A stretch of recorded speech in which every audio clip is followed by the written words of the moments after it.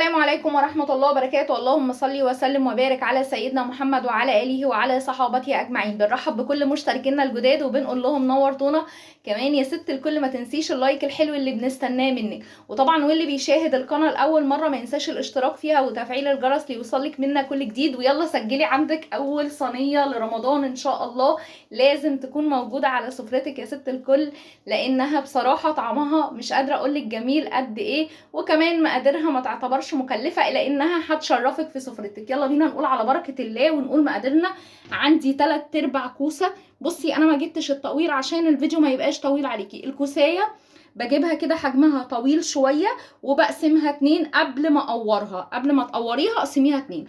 نفس الحكايه البطاطسايه مثلا بيبقى ده حجمها مثلا، يعني كده بيبقى ده حجمها كده مش كبيره قوي، وسط. وقبل طبعا بقسمها، بقشرها وبقسمها طبعا قبل ما اقورها. تمام. ادي الكوسه 3/4 نص كيلو بطاطس، بقول اوزان عشان اقول كميه اللحمه اللي هتستخدميها.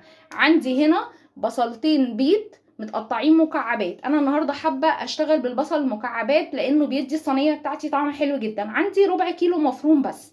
عندي هنا نص كيلو طماطم مبشوره من الناحيه الناعمه، وده قلب البطاطس، وطبعا ده كمان قلب الكوسه. ولسه هنقول بهاراتنا. خلينا نروح على البوتاجاز كده ونقول على بركه. بسم الله. كده حطينا طاستين على النار. اول واحده اهي فيها شويه زيت صغيرين، يعني كده نص كوبايه. وطبعا لو عندك زيت بطاطس حمري فيه، تمام. انا ده كمان زيت بطاطس ومصفياه، هحمر فيه البطاطس. دي اول حاجه اهي، سايبينها تسخن على نار هاديه. هنا عندي الطاسه بتاعتي اللي هعمل فيها العصاج للصينيه. حطيت فيها شويه زيت بس لقيتهم صغيرين. قولي كده هحط ربع كوبايه زيت. انا عايزه شويه زيت كويسين علشان اعمل فيهم العصاج.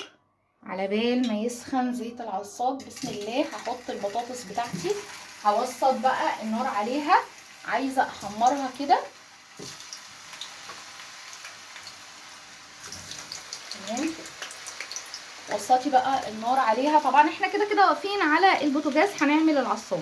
نيجي بقى للناحيه التانية. اول حاجه هنعملها، الزيت سخن شويه اهو، ادينا نزلنا بالبصله المكعبات. هنعمل ايه؟ يا دوبك كده هنخليها داخله على الذهبي. خلاص صفنا البصله. ننزل كمان بقلب البطاطس، هي كمان نشوحها كده تشويحه كويسه مع البصله. ملحوظه بسيطه، البطاطس اللي احنا بنحمرها لازم تكون متصفيه كويس بعد ما تغسليها علشان ما تعملش طرطشه زيت. نقلب بقى البطاطس كده، انا عايزاها تتحمر كده من كل جنب.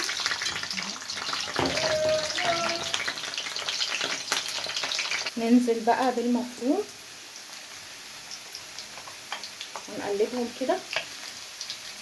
نص معلقه فلفل اسمر صغيره، بهارات لحمه، قرفه كلها نص معلقه صغيره، شويه بابريكا، توم باودر، وملح.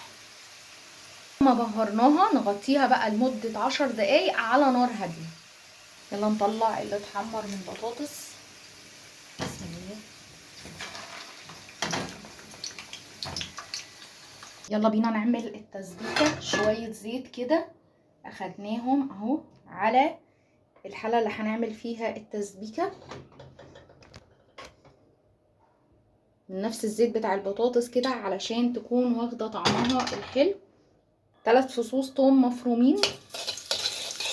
انا عايزه بقى هنا اعلى نار عندك عشان عايزه يا دوبك الصلصه تاخد لون لمده 10 دقايق مش اكتر من كده.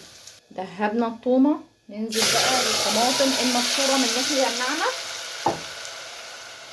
نبهر بقى الصلصه. عندي مكعب ماجي مفروم، عندي نص معلقه فلفل اسمر صغير، ربع معلقه سكر، وربع معلقه ملح طبعا، نص كوبايه ميه، 3/4 معلقه صلصه من المعلبات مش مليانه.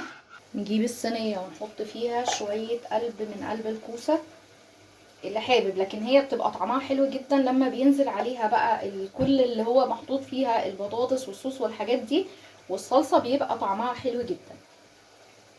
شويه فلفل اسمر كده، انا بحب طعم الفلفل الاسمر فيها يبقى زياده. قلب الكوسه، قرن فلفل كوبي كده بيخلي ريحه الصينيه لما بتدخل الفرن مش قادره اقولك، بيخلي ريحتها جميله اكتر ما هي جميله. كبشه واحده من الصلصه كده هوزعها. ممكن اخد شويه كمان. انا طفيت النار على الصلصه 10 دقايق مش اكتر من كده. هنا كده انا ما قورتش البطاطس يعني كده حاجه قويه قوي، يا دوبك بس كده يعني شويه حته صغيره بس احط فيها المفروم.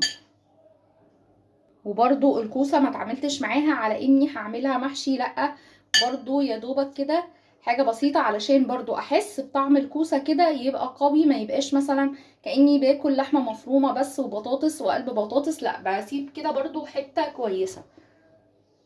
وده بيكون شكلها بقى كده. تعالي بقى مش من فوق الحاجه كده من الجوانب بس، يا دوبك عايزه رشه خفيفه كده بس فوق البطاطس وفوق الكوسه كده، مش اكتر من كده. انا عارفه ان شويه الصلصه صغيرين بس طبعا هو ده المطلوب، ولازم تكون تقيله ما تكونش خفيفه. والله شكلها يفتح النفس وهي لسه ما استوتش. حته زبده بقى حته سمنه يا ست الكل ما يضرش، حاجه كده احنا ما استخدمناش فيها الا زيت بس اهو. تقدري تقولي كده يعني معلقه مش مليانه قوي لان دي طبعا مش انا حاطه كلها، انا حاطه ربعها.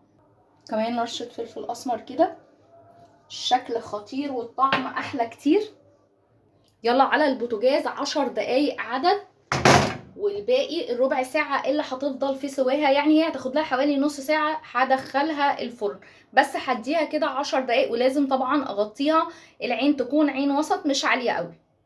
بعد 10 دقايق كده ما غلت، يلا بينا بقى نقرب الشبكة على الصاجة وندخلها لمدة ربع ساعة. بجد لو ما عملتهاش في عزايم رمضان تبقى فاتتك كتير حاجات كتير يا ست الكل. الصينية مش قادرة اقولك جمالها قد ايه، ولا يا خراشي على شوية الصوص اللي من تحت اللي بقلب الكوسة، حاجة كده طعمها ما حصلش. الصينية حلوة جدا. ولو عجبتك بقى القناة ما تنسيش الاشتراك فيها وتفعيل الجرس ليوصلك منا كل جديد، واوعي تنسي اللايك الحلو اللي بنستناه منك. والسلام عليكم ورحمة الله وبركاته.